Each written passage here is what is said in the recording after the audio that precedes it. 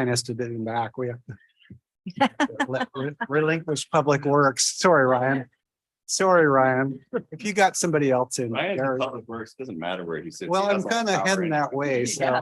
I can get. He has away the with biggest budget. I don't. that. I work with engineers all day long, so I get to rib them about being engineers, right?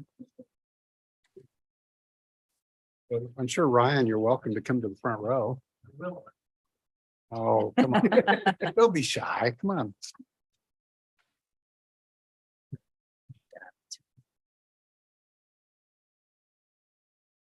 It's 6, isn't it? One, it's the year term. Close. Precisely. We're going to So be the precise. phone clocks are never wrong, right? 1 minute, They'll stay in 5:59. it's the longest minute. Yeah.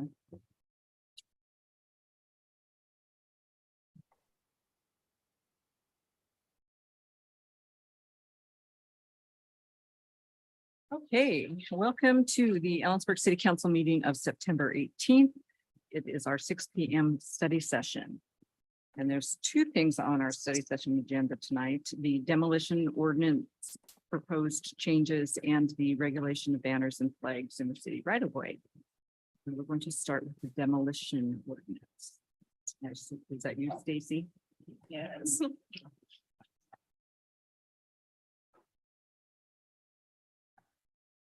Good evening, Madam Mayor, City Council. Thank you for making the time to discuss the landmarks design ordinance at your study session today. I think you all know me, but Stacy Henderson, Senior Planner with Community Development and staff support for as the preservation planner for the Landmarks and Design Commission.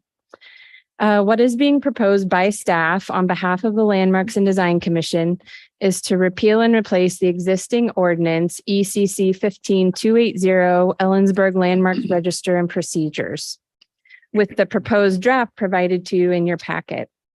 The proposed repeal and replace is due to the large number of proposed changes in the ordinance. The main item of discussion is the proposed changes to the demolition ordinance, but while the demolition ordinance, excuse me, was being developed and worked on, it made sense to add and revise some additional sections to provide more clarity moving forward with the overall landmarks and review process. Tonight, I will go over the existing process and code as well as the proposed changes per the draft, and then I'm happy to answer any questions or concerns. I'll try to keep this brief, but there's a lot to this code, and I also want to make sure I adequately explain the proposal in the way that makes sense. Revising the demolition ordinance is something that the Landmarks and Design Commission has been requesting for a very long time now. The challenge is there can be different approaches to organizing a demolition ordinance. This process has been met with various drafts and rewrites, things that commissioners see in other ordinances that they like may not work for this community. So a lot of different approaches and versions have happened. Ellensburg is growing quickly. And so the commission's intention in rewriting a demolition ordinance is to try to develop tools in the preservation code to help encourage growth in a thoughtful way without losing historic structures and resources that are important to this community. The Landmarks and Design Commission, as a commission, has provided a lot of input and feedback to the proposed demo code revisions over the years, the most recent being last year in 2022. On a few occasions. The draft in your packet today is based on those 2022 discussions and direction to staff to move forward from the commission. But since then, there are 3 new members in the commission as of earlier this year. So although this draft and the proposed changes were discussed at length and received blessings of past commissioners, I did present the proposed changes in your draft that you have now to the Landmarks Commission at their recent meeting on September 6th to ensure that they're relatively okay with and aware of what's being proposed as it moves forward through the adoption process. The commissioners are aware that more change as it goes through the process and receives feedback that's possible. And we're okay for the most part with this draft that you have been reviewing. They're interested in receiving feedback and information from council and the planning commission and the public. So they're aware that things could be a little fluid. As seen on the screen, here's the layout of section ECC 15280. The draft includes two new proposed sections, 030 definitions, and then 110 application for development permit demolition review standards. How the code is currently laid out, the demolition code lives under review of changes to landmark register properties. So the entire process has been elaborated and actually pulled out into its own code section. So just as a reminder, the Landmarks is a quasi-judicial commission, and when proposed changes, alterations, demolitions to landmark register properties come before them to obtain a COA approval, it is a public hearing, including public notice and an appeal process. Currently, only structures located within the local landmarks registered districts, or if they're listed individually on the register, go through the demolition process or any design review process with the Landmarks Commission. So it's the local register that triggers the need to do design review. Just to quickly go over the existing demolition ordinance process, with the existing process, when someone wants to partially or fully demolish a structure within the local district or listed on the local register, they are required to submit a certificate of appropriateness application to the Community Development Department. Per the existing code now, it is required that the applicant meet with the commission in a preliminary public meeting, not a hearing, but a meeting, to discuss alternatives to demolition. At this point, I believe the intention is to have discussions on what alternatives the applicant has explored and what the LDC might want to request they look into before the hearing. This stage can only take up to 90 days unless either party requests an extension. If no request for extension is made, then the Landmarks Commission will make a decision on the proposed demolition at the public hearing, which is a different separate meeting, either denying or approving the COA request. Appeals are persons aggrieved may file an appeal with City Council, and currently there's no expiration of a COA approval or denial. So the demolition could happen far down the road.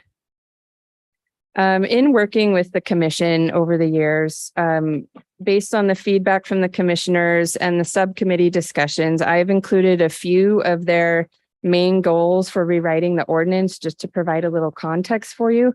This is not a comprehensive list of everything, but some of the main ideas and suggestions informed this proposed draft that you have. So one was to improve the demolition review process for applicants and the commission. And the goal is to have a more clear submittal and review guidelines. What needs to be submitted by an applicant to make a good case for a demolition of a landmark, and what criteria can help commissioners provide consistent review over the years. There's no criteria for anything in the code right now. So just kind of laying out a better process is one of their intentions. They've done an excellent job and are consistent as possible, but providing help in the code for continued consistency is always important. Another item was they wanted to revise the requirement for preliminary public meeting. This requirement has always been a little confusing, as all the code says with regards to this meeting is to discuss alternatives to demolition, but it doesn't list what alternatives means or what they could be, which if you don't know about the field of preservation, I don't know, it's confusing. The two demolition reviews I'm aware of and have participated in, once as a commissioner on the Landmarks Commission and once as staff, the feedback from commissioners was that it was confusing as the commission didn't want to overstep what they were requesting of applicants. And the applicants often didn't know what types of alternatives to explore if a list isn't provided. So setting clear requirements and guidelines and providing examples can help both sides and the process go smoothly. Something some of the commissioners have been interested in is demolition by neglect. There's now demolition by neglect is included in some preservation ordinances, but not all. The intention of including this in the code is to prevent a property owner from neglecting their historic building and letting the maintenance go and letting it get run down in order as a way for them to then make a case to demolish a building. So some ordinances do include that in their demo ordinance, based on my research. Even reviewing those ordinances, though, it's a tricky item to include because you can't really prove. It has really good intentions, but figuring out how to prove if someone purposely neglected a building can get a little tricky. So in this draft, it does talk about, we added the definition of neglect. And in the criteria for demolition, it talks about not being able to use neglect as a reason. So they, but it's on a much more reasonable level and a more clear usable level because it gets kind of confusing otherwise. And then the last item,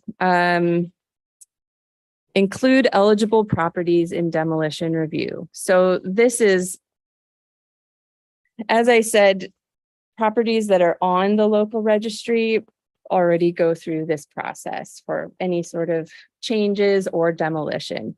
But what this means is the commissioners for a long time also wanted properties that are eligible to be listed on the local register, but aren't necessarily listed to also go through the demo review process. I lost my place. Hold on. Normal review. Although the commission and past subcommittees were very interested in obtaining the ability to prevent demolition of all these other houses that aren't listed on the local register, that's a very difficult thing to do and not necessarily fair to property owners without some sort of process. So attempting to write the code in this way was the reason for many of the different drafts, to be honest. Trying to figure out how to accomplish that and what cities may be close to that. There really aren't many places that I found that do demolition review this way, except maybe Port Townsend, but their code was a little confusing. What the commission agreed upon last year when we discussed the demolition ordinance was to move forward with revising the process as it is for properties that are already on the Ellensburg register. And then what they're interested in doing as like a second step and a second project down the road is to create a historic inventory, which I'll talk more about in a little while, but that is a tool that some communities use to kind of, it involves public process and involvement to make sure people are okay with it. But then if your house or property is on this inventory, that's what could trigger some extra demolition review. Yes. Before you move off this, I got two questions as a follow-up. So demolition by neglect, what's the enforcement mechanism? You force somebody to repair it some way, or you get a penalty if they don't fix the roof, or how would we know it's private property? Well, that's why we couldn't add a section of demolition by neglect. It's a difficult one. And then, so I'm looking at the ordinance where it talks about how you get on the register, that the owner has to agree. The number 4 would bypass that the owner, doesn't require the owner to agree. Well, they would go through a public process to be on the inventory, so they would have to agree to that. But that is a whole nother process with public meetings and gauging interest and what houses would be on it, because we wouldn't want, the problem was there needs to be some sort of mechanism for people to be aware that, oh, I'm in a historic house on the Ellensburg register. And if there's never that process, and then all of a sudden they can't demolish their home because they're in some sort of arbitrary boundary or something, that can get confusing. So, So the owner's agreement at some point in the process still exists. yes. But that's not what's proposed in the ordinance. In the ordinance, it is listed properties and districts. Yes, which means the property owners already gave their permission to be listed, or usually are the ones interested in being listed on the Ellensburg Register. And so this draft you have before you only addresses those items, which is how the demolition ordinance works now. Stacy, can I clarify? So these goals were what the Landmarks and These are what the Design commission Commission wants. set out to accomplish. They are not all accomplished in this version based on the facts and research and the difficulty to enforce. And so that's sort of the framework that you're seeing. Thank you. That's a good clarification. It's been such a long process. It kind of predates my time at the city. So I was trying to provide some context as to the involvement. The commission has been involved. They have participated and provided ideas, and we have tried to include as much as we can in them. But yes, this is things the commission wanted, but they have been tweaked or incorporated in ways that we can incorporate them in an actual code. Does that make sense? Can I ask one more though? How many individually listed properties are there? We have two districts, the downtown and then There aren't very many individually listed properties. Most of the design review involves properties in the districts, which is quite a few. We surveyed the first railroad district and it was like 90 properties or something. So, yeah, part of the goal of the commission is not only demolition, but also outreach. So they've been doing award ceremonies and things to encourage people to list their properties instead of having to go this route, so yeah. Any more questions on this item? It's a lot. I have more. I haven't gone to the new process yet.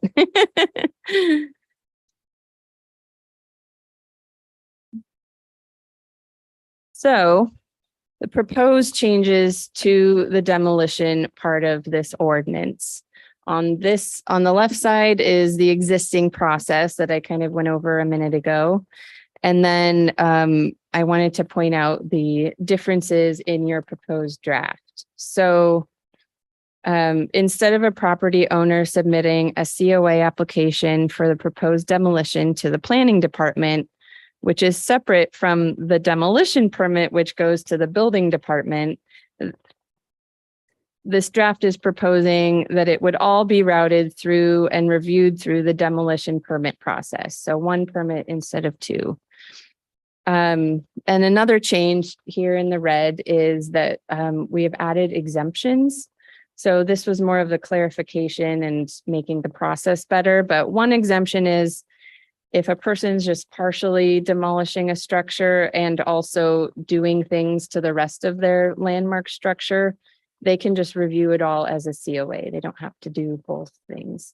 And then the other one, and this was discussed with the building official, is the city abatement of unsafe conditions, which means in the event of a finding by the city building official of an unsafe condition or imminent danger, both which are new terms added to the definition section, the building official may issue an abatement order allowing partial or complete demolition of a building or structure listed on the landmarks register.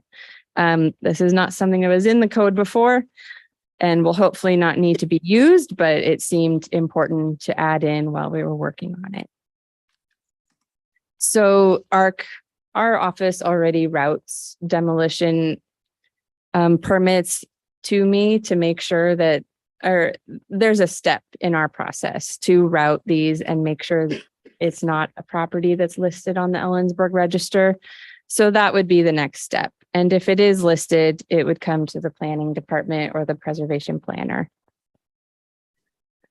So the next proposed change in your draft is in the process is that instead of the preliminary public meeting between the applicant and commission to discuss demo alternatives, the applicant would meet with the preservation planner and community development staff as applicable to discuss alternatives and application requirements and to help them understand the process and what they need to prepare for their application. There was discussion of also having a representative from the Landmarks Commission attend this pre-app meeting. which is an option, but for now, that's not how your draft was written. Another change in the demo code on page 12 of 17 of the draft is that there's a clear application submittal requirements listed now in the code. With the current code, there's nothing in there about what to submit for a demo application. So again, someone not knowing what's important about this historic building, listing these out will kind of help guide them through what they need to show to have a successful application. So those requirements include a narrative, photographs of the existing condition of the building, analysis of possible alternatives to demolition that were explored, and then based on the reason why they seek demolition, either a report stating why it's not structurally feasible to repair, or it's not economically feasible as far as getting the use or the rent out of it, or providing historical research to demonstrate how the building has been so heavily remodeled that it can't qualify to ever be listed individually or as part of a district. This helps twofold. It helps staff request sufficient information of the commission to review, and it also helps the property owners know what to submit and what to do in order to have a smooth process. So the next step is the public hearing to review the permit. So instead of reviewing a COA, it's reviewing a demolition permit. And let's see. In the new section that we created addressing just demolitions, section A of this begins with permitted reasons for demolition. So someone can read this section and understand what reasons they will need to show in order to be able to be approved for a demolition of a landmarks property. One of which is structural deficiencies or economic infeasibility, or that the property doesn't or no longer qualifies to be listed as a landmark structure. So one of those three reasons, and the criteria for providing that information is also listed in the draft you have. Having decision criteria helps the commission with review and helps applicants know the ways that they can get a demo approved. Also having the applicant provide the mitigation measures and alternatives in the application eliminates the need to have a preliminary public meeting. As staff is able to go over these items with the applicant ahead of time in a pre-app, and if they sufficiently show the information that's listed and requested, they're showing that they've explored the alternatives, and this can all be discussed at the same public hearing. So one public meeting instead of two. So what the Landmarks Commission would be issuing in these situations, instead of approving or denying a certificate of appropriateness, they would just be approving or denying a demolition application.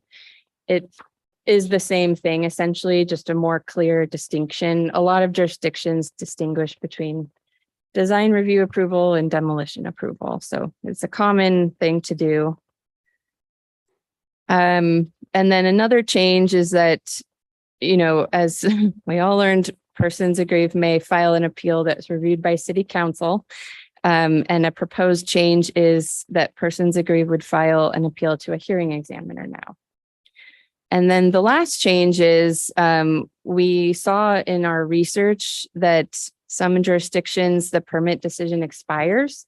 And that seemed like a great idea to kind of, in the draft, it's for 180 days unless they request an extension. So that kind of helps encourage the seriousness of we're ready to go. We have a plan. We're going to do it, or else they have to go through the process again.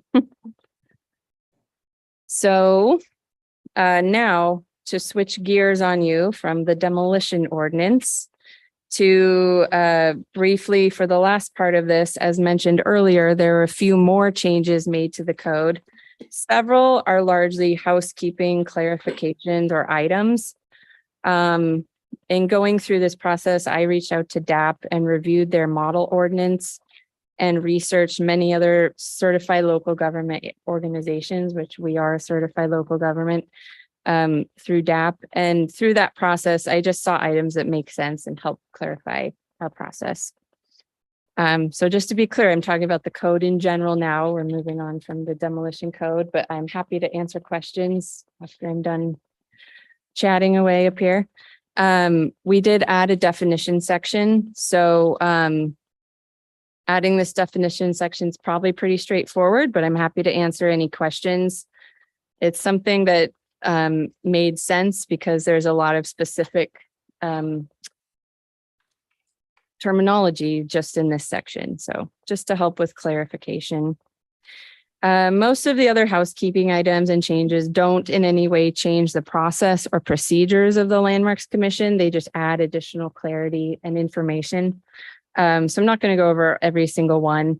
There is one more thing that I wanted to make sure I brought up today, and that I have discussed this also with the commission in the past and discussed with them again on September 6th, and that's the proposed changes to reviewed exemptions, which is currently in ECC 15280090B. The intention of making changes to this section at this time is to clarify what the Landmarks Commission should be reviewing when things are being constructed or changed to properties, as it relates to the code and common preservation practices per DAP and National Park standards. So what this section does, and I included the existing code and the proposed code, if a proposal comes to our office and it falls under this section, then they don't have to get a COA. So what I wanted to do is develop more clarification, because over the years it has evolved into a lot of things that the wording is not very clear as to where to stop the review and what's just normal property things that people should do. So I added the term ordinary repair and maintenance. This was used in the model ordinance and it's been added to the definition section. The definition of this helps clarify what changes are okay and maintenance and what need to be reviewed by the Landmarks Commission. Which is something that's been very tricky, especially as people get more creative with what they're doing. It's exciting to see, but it's also a lot of new things we've never seen before or reviewed before. These changes are shown in red, and the black text is stuff that's already in the existing code. I just kind of broke it out and clarified the language a bit. So the last item is commissioners in the past have questioned reviewing paint colors. And in my research and previous experience in other jurisdictions, there are some that review paint colors, but many that surprisingly don't. Currently, if a property owner or tenant in the landmark district or building wants to paint the exterior of their home or storefront downtown in a color that's different from the existing color, then they need to submit a COA request and get the proposed paint colors approved through the Landmarks Commission. If something is painted, I know this question came up, so if something is painted without Landmarks approval, or rather with any change to a Landmarks property without prior COA issuance, staff typically reaches out to the property owner to request a COA be submitted. That's how we handle a lot of permits that are done retroactively. They still need to go through the process, submit an application, but staff just reaches out and asks. We like to do that first because in a lot of cases, the owners just don't know about this extra layer of process that's required. And so since I've started this job, once they're notified, 100% of the time so far, they've come into the office, submit their application, and we get them going through the process. The only staff is usually able to recommend approval of the changes or approval with suggestions of a few tweaks or conditions with the approval that people do afterwards in order to get their permit. So this just happened at the Red Pickle, actually, the new roofs they added. They didn't know that would need to go through the commission. And so we made some suggestions to maybe paint it so the galvanized metal isn't so shiny there, but really trying to work with people in the community but also letting them know there is a process.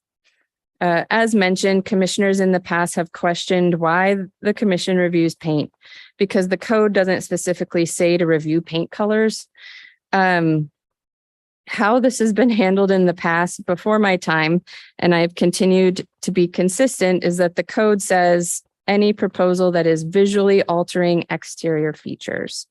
So it needs to be reviewed by the Landmarks Commission. Past planners and directors have interpreted changing the paint color as visually altering the exterior feature, which makes sense, but I think the wording in the code is vague and can be interpreted differently. Typically in the preservation world, and what my experience has been, a main consideration is whether or not a proposed alterations are reversible, meaning that can this be undone or reverted back to its original state in the future? And how does this proposal permanently and negatively impact the historic fabric of a structure? So those are things you're thinking about when you do the design review. Generally speaking, amongst preservation professionals, paint is thought to be reversible, as it can just be painted again in the future. So even when I worked in Portland as a preservationist for a while, they don't review paint color. And in the last slide of this presentation, which was in your agenda packet, I provided many examples that I found of other certified local governments in Washington that also don't review paint color in their historic districts. It's surprising, but generally speaking, and what I've been told by DAP2 is that as long as the surface already has paint on it, you're not hurting the building by painting over the painted surface. There is a binder in our office that is used administratively to help guide paint color choices. But honestly, it's a historic palette pamphlets from various paint companies that are just in a binder and probably outdated at this time. There's challenges with reviewing paint, which is why I did add painting on previously painted surfaces as an exemption. Challenges, even with a binder, include the fact that in these historic palettes, you can still pretty much find any color, blues, purples, golds, greens, dark colors, charcoals. So who's to say one color is better than the other? And the other problem is these pamphlets are old, and some of these colors may have been discontinued at this point. So the way I use this binder is I ensure that the proposed paint is close to one of the examples in the binder, and then I allow it to be reviewed. So people come to me with a proposed color and I just make sure it matches one of the many, many colors in the binder that we have for administrative use. It can also be relatively subjective, as the significant character of a building is almost never defined as its color. It's the columns, the entry, the window shapes. These are things that are, if significantly altered, can be very difficult to fix or revert back to their original condition. So anyways, why the stipulation for painting of previously painted surfaces is added is because it can be subjective to review. And if a surface is already painted, as I've discussed, then the general thought is that in the preservation world, to not cause damage, it won't cause damage to paint over it again. What the commission and preservationists are interested in is preventing painting of exposed material, like exposed brick and wood, because you can't really go back from that, and then you have to keep painting it. Council Member Miller had a great question when I did present this at the September 6th meeting, and I wanted to touch on that today as well, in case you guys have been wondering. But if the Landmarks Commission was to not regulate paint, then what about murals? What's the difference? It's a very good question. So without getting too into it, currently there's actually a separate review process, an entire ordinance section, like a separate ordinance section when it comes to murals and historic murals, so new and historic murals. Ellensburg Code actually defines a mural, so that's how administratively we could differentiate between someone painting their house or wanting to do a mural, because they define it as a singular work of visual art, which may contain graphics or text painted or otherwise applied or attached on a building, structure, fence, or other object in public view. So removing the paint review wouldn't remove the mural review process, because that's a separate thing in itself, as they're different actions. Just turn the texture back. I'm already at council. Can you mute whoever is visiting? I can't hear a thing. Okay. Go ahead. No And worries. just remember, we have another topic to get to before. Yes, hour is there's a up. lot to present. I'm almost So- done, I promise. So painting a structure like a house that's already painted is important as it helps protect the structure and it's considered maintenance to the structure. But murals can be different. Some of the historic murals we have in town are painted on wood and attached to the building. So the Landmarks Commission, they never review the content of the art. The Arts Commission might, but they don't. What they're usually concerned about is just how does it affect the brick and the physical fabric of the building? Will it damage it? And then also an important part of the mural ordinance is they require a maintenance code now. So, or a maintenance agreement with the building owner. So now, they can be maintained because a lot of the historic ones are in pretty poor condition because there was no maintenance, requirements. And then this is just the last slide of the places I looked at: Walla Walla, Pullman, Wenatchee, Spokane, Yakima, Bellingham. Most of these don't review paint color or demolition of buildings outside of their listed registered properties. Bothell and Vancouver do have historic inventories like we were discussing, which is where we got the idea to maybe go down that road instead. So. Any questions? So, does anyone have questions? Nancy, you ready?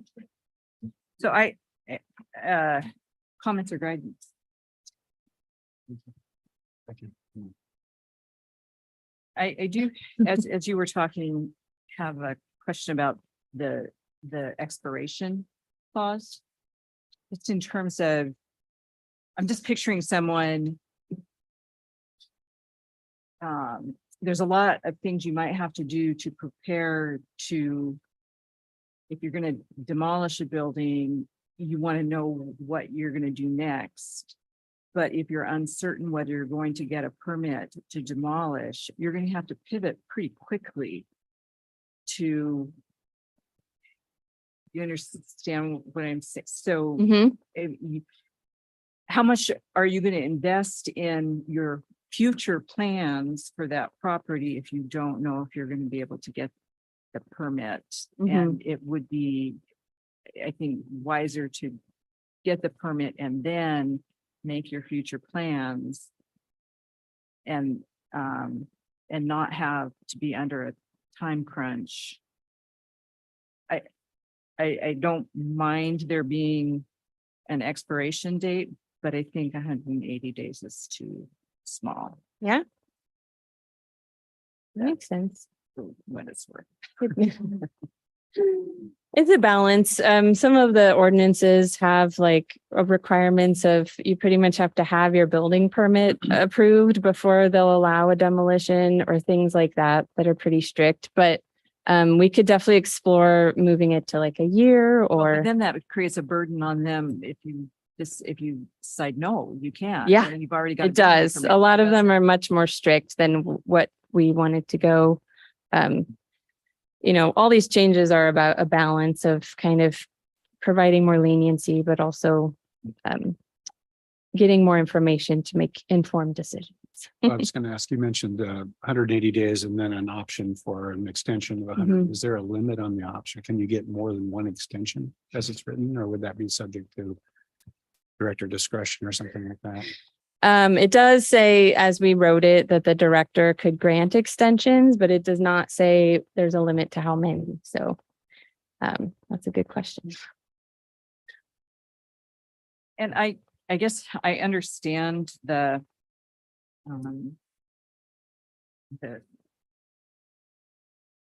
quandaries of demolition by neglect and defining neglect as proper maintenance, and then you got to define what proper maintenance is. Yes.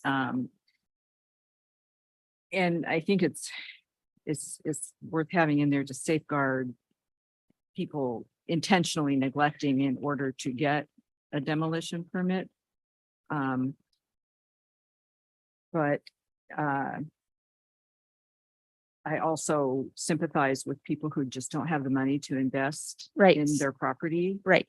to do that maintenance. Right. And so if there were a process for making sure they knew the options for funding and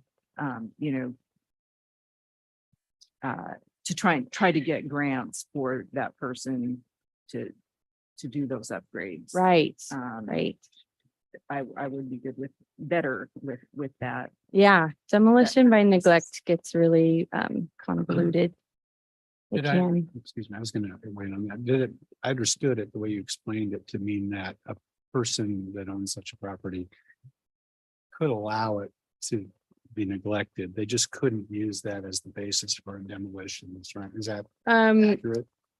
I think Theory? that's how we've written it and what the requirements are in the code, as far as submitting, if that's the case you're trying to make, is actually information of the property being analyzed by like an engineer or something to kind of provide supporting information as to, Yeah, but it's all written for the applicant to be able to use that as justification for the demolition eventually, right? That it's neglected, but there's no enforcement along the way to say you can't neglect the property. I mean, if I. there isn't right now in place, no. That's what I- Because that it gets tricky.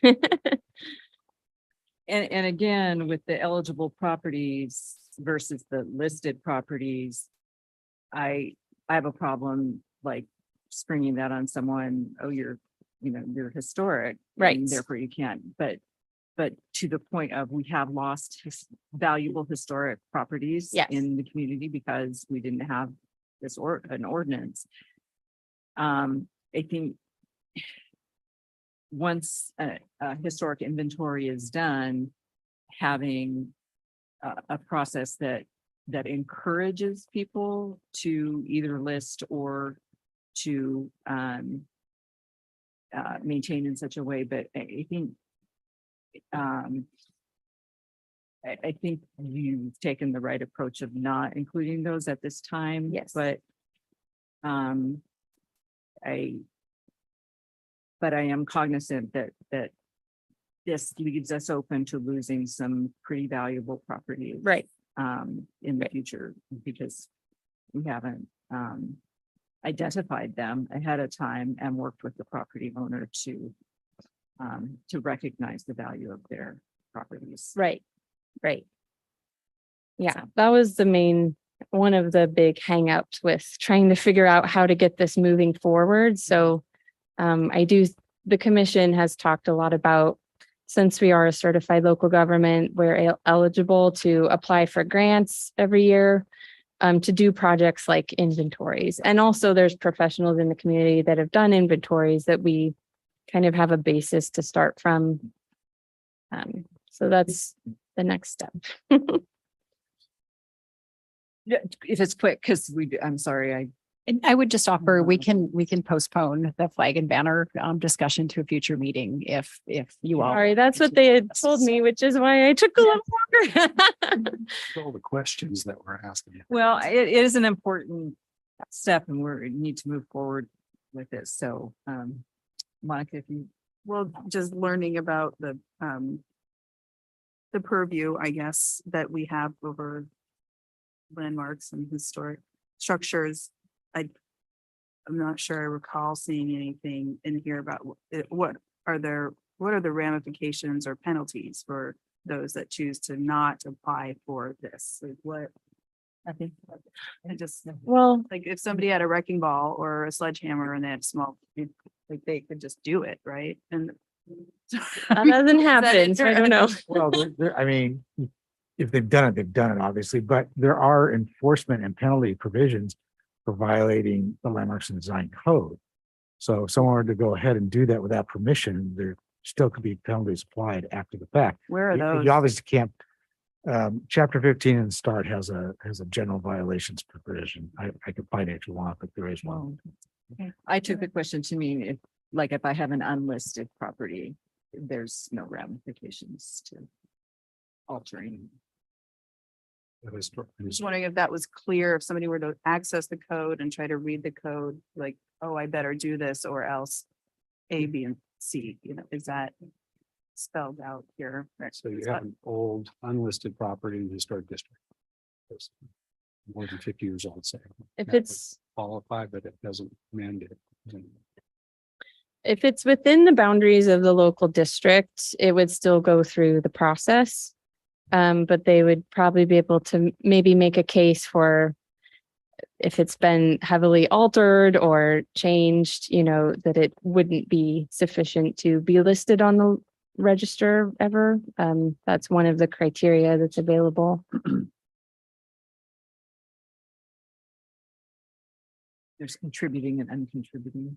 There are, which makes it, so we always, for the staff reports and things through this process, that is always mentioned and taken into consideration with recommendations. So if it's considered contributing, it's a heavier weight to it as non-contributing. So it looks like we're going to continue with this topic for the rest of our. It's up to you study guys. session. I don't, if we're going to jump into banners, I won't ask, but if we're not, we've got some time. Terry, 10, you can do 10 minutes, right? Signs and banners in 10 minutes. Not with questions. You know what? We should complete this if we have more. No, I was just- It's up to you guys. So my- I'm sorry I took so long. No. I was thinking back to the listed versus the not listed and the registered versus not. And I remember and there's is it the national or the state? There's a national historic listing, right? Or is it Mhm. state? I can't remember. There's both. There's a national register and a state And register. our listing is compatible with or redundant to that. In other words, every property that is listed above would naturally be captured in our listings, right?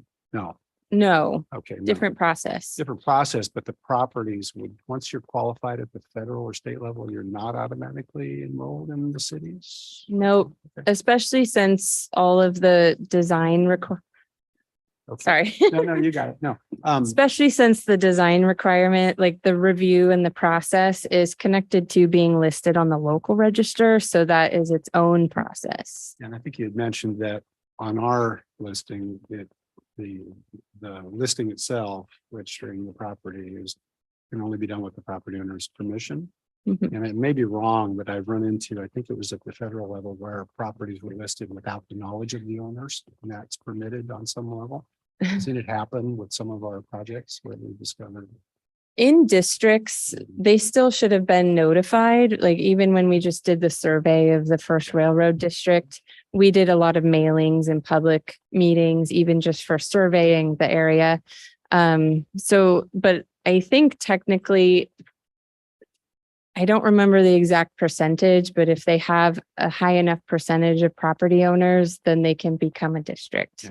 No, it was off topic, but I'm thinking So that might have happened to an unlucky nineteen couple of thirty percent. structures on an airport and a bunch of people that want to protect it, get it listed without the knowledge of the airport that owns the building. That's happened. Oh, Which is okay, but it's different. well, it wouldn't happen here. No. We tried not to. Interesting. Yeah. Anyone else? Since we're pursuing this, just, are there unintended consequences? Have you, in your research with other cities, are there unintended consequences? Like, I may not want to own a historic building if the requirements get too tight and I know I can't.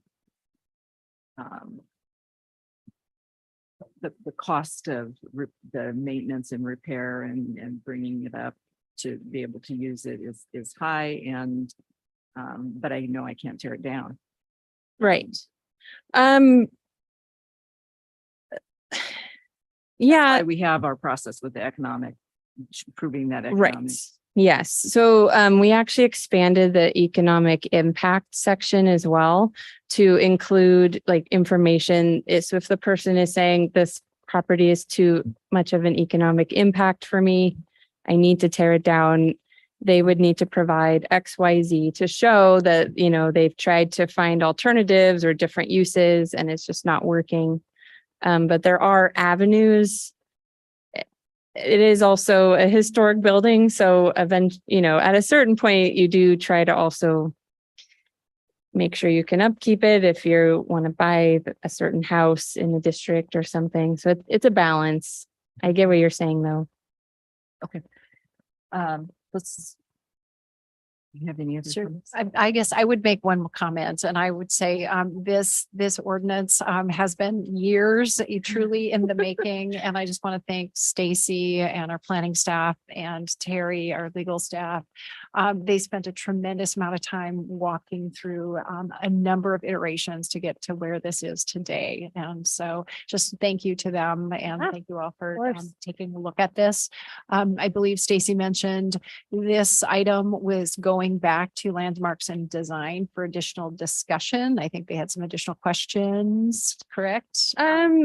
So I discussed the draft. They hadn't read the draft yet because I wanted to keep the focus, upper level on September 6th, and they were relatively okay with it. But at our meeting tomorrow, I did send them the draft after that meeting, and at our meeting tomorrow, they kind of wanted to recap what this discussion is and what the next steps are. Correct. And then this would go to planning commission for review. And then we have a process to file with commerce and SEPA and all of those things as well. So there's still a fair amount of process moving forward. But I believe the next sort of public comment opportunity formally would be at the planning commission as well. I believe so. Do we have any buildings that are in process now in the demolition track with this one? Somebody get caught in the middle between one version of the code and the new, or we're not in that situation, right? In the next 3 months or so. I mean, the Unity Park building hasn't been demolished yet, but It's already gone through the. it's already gone through the Yeah. process. So I think whatever has happened is vested. And there's no, I mean, in the 4 years I've worked here and 2 years on the commission, there's been two demolitions. Right. They don't happen very often. I didn't think it was imminent, but I wanted to be sure. Yes. Lay down in front of the bulldozer. Okay. So we will take a 10-minute break, be back at 7 PM. And sorry, we were overly ambitious on our study session topics, but we'll get the flags and banners rescheduled. Absolutely. Sorry, Terry. Thank you. Thanks. Thank you, Stacy. It's all ready for that. It's not worth the site. No, that's- It's yeah. the only reason. That's why I hustled. Such, you know. Hmm? Yeah. Oh.